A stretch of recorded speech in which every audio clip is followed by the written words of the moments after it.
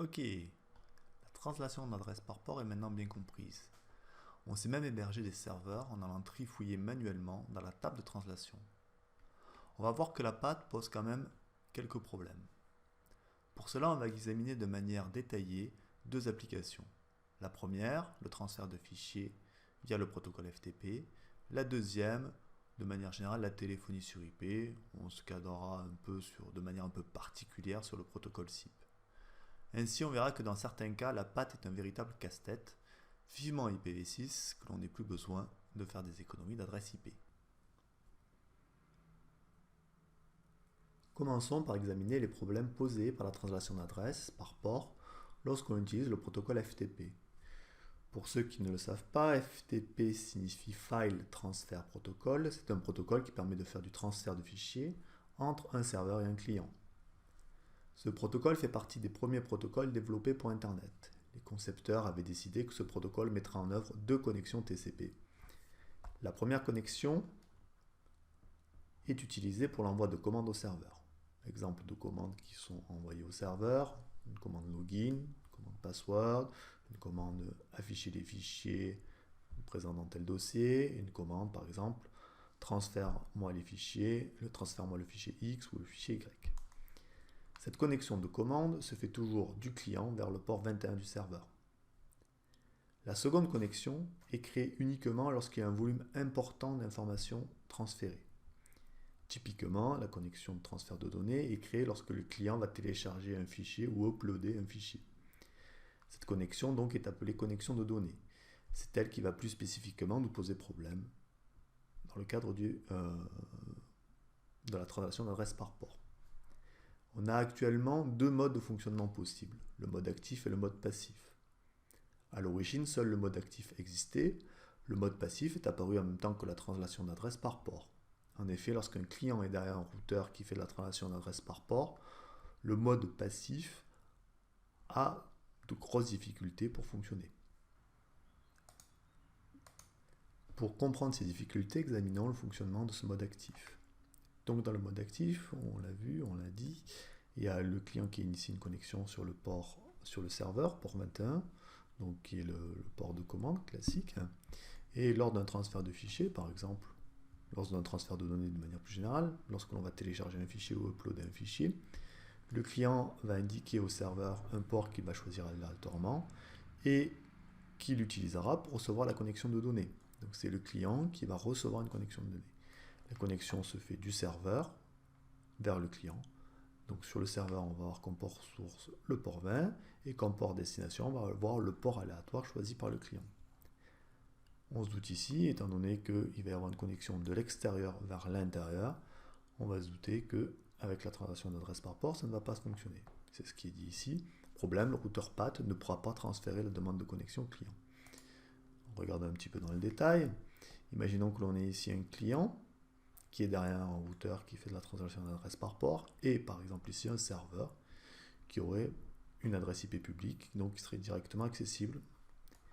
Donc ici notre client a comme adresse 10.0.0.7, il va dans un premier temps initier une communication de commande classique, port source 1056, port destination 21 avec contenu des données FTP. Donc aucun souci pour gérer cette connexion de commande. Donc ici, ça va rajouter en principe une ligne dans la table de translation d'adresse.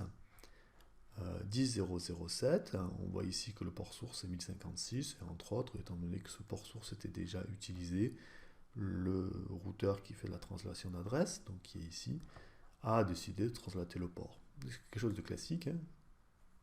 Donc lorsque l'on a une communication qui est initiée de l'intérieur vers l'extérieur, de temps en temps, le routeur, on l'a vu, fait de la translation d'adresse par port. Donc il va remplacer l'adresse IP source des paquets par l'adresse IP publique et translater le port source. Lorsque le client va envoyer une commande de type get fichier, il indique le port sur lequel il s'attend à recevoir la connexion de données, c'est-à-dire sur lequel il va s'attendre à recevoir le contenu du fichier qu'il a demandé. Donc ici, par exemple, il existe le port 47000. Dans ce cadre-là, le serveur FTP va tenter d'initier une communication vers le client. Il va envoyer une trame, enfin un paquet ici, un paquet IP, avec comme adresse IP source, adresse IP de S, comme adresse IP destination, l'adresse IP publique du routeur, donc du routeur path, port source 20, port destination 47 000. Le routeur reçoit ce paquet, regarde dans sa table de translation d'adresse, il cherche 47 000 et il se rend compte qu'il n'y a aucun port 47 000 qui correspond à une translation d'adresse vers l'interne, et donc il va supprimer ce paquet et le paquet ne va pas aboutir jusqu'au client. Ainsi, lors de l'apparition de la translation d'adresse par port, lorsqu'une machine se trouvait derrière un routeur path, elle n'avait plus accès au serveur FTP sur Internet. Pour pouvoir utiliser le protocole FTP dans un contexte de translation d'adresse par port, le protocole FTP a été modifié, le mode passif a dû être développé, et c'est ce mode passif que nous allons voir de manière assez succincte dans la prochaine diapositive. Donc je vais décrire rapidement le fonctionnement de ce mode passif. Donc en mode passif, on a exactement la même chose qu'en mode actif, à quelques détails près, c'est-à-dire que l'on a toujours deux connexions TCP qui sont établies. On a une connexion pour échanger des commandes entre le client et le serveur, et on a une connexion qui va être établie pour échanger les données entre le serveur et le client. Sauf que dans ce cadre-là, la connexion qui va être établie pour le transfert de données, elle ne va pas être établie du serveur vers le client, mais elle va toujours être établie du client vers le serveur. Donc comment ça fonctionne? Après l'initialisation de la connexion, qu'est-ce que j'appelle l'initialisation de la connexion? C'est bien sûr la connexion de commande. Le client va envoyer une commande passe-V au serveur, et le serveur lui répond en lui envoyant le numéro de port qu'il a choisi pour la connexion de données. Ce numéro de port est choisi de manière aléatoire, mais dans une plage qui est quand même prédéfinie. Et ici, c'est le client qui va se connecter au serveur pour l'échange de données sur le numéro de port que lui a indiqué le serveur. Donc ça fonctionne très bien. Si le client est derrière un routeur qui fait du path, il n'y a pas le souci qu'on en avait rencontré avec le mode actif, où la communication était établie du serveur vers le client. Ici, c'est toujours le client qui initie la connexion. Problème qui se pose, c'est si le serveur est hébergé derrière un routeur path, étant donné que le serveur indique dans les messages un port choisi un peu de manière aléatoire, il faut qu'on se débrouille dans le routeur qui est devant le serveur path, de rediriger tous ces ports vers la même machine. La plupart du temps, dans ce cadre-là, lorsqu'on a un serveur FTP, et étant donné que la majorité des clients actuels fonctionnent tous par défaut en mode passif, il va falloir héberger notre serveur FTP, non pas derrière un routeur qui fait du path, mais derrière un mécanisme de translation d'adresse NAT 1.2.1. Ça sera beaucoup plus simple que si on l'hébergeait derrière un routeur qui fait du path. Dernier point. De manière générale, un problème se pose lorsqu'une application derrière un routeur path se met dynamiquement en écoute sur un port. Ce problème est d'autant plus difficile à résoudre lorsque le port est choisi aléatoirement. Heureusement, on peut envisager une solution pour contourner ce problème. Si on revient sur les diagrammes de connexion précédents, donc regardons ce diagramme de connexion.